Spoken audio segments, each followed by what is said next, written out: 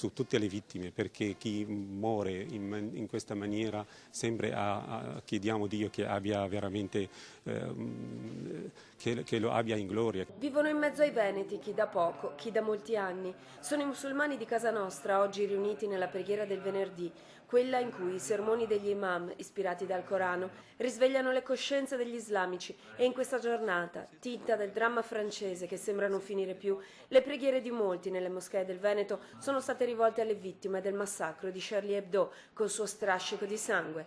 A Marghera, ad esempio.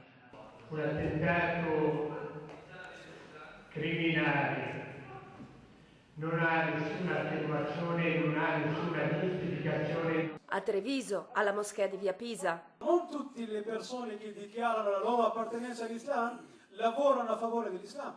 Dobbiamo essere grati a questo paese che ha accolto.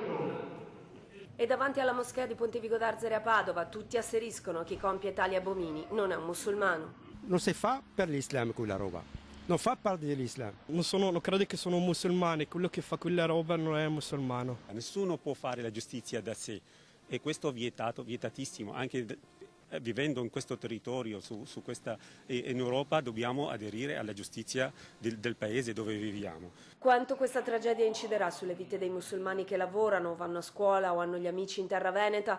Quando succedono queste cose, i musulmani sono sempre impauriti. Cosa succederà poi? C'è chi teme di esserne danneggiato, c'è chi invece con sicurezza si affida a una risposta ottimista.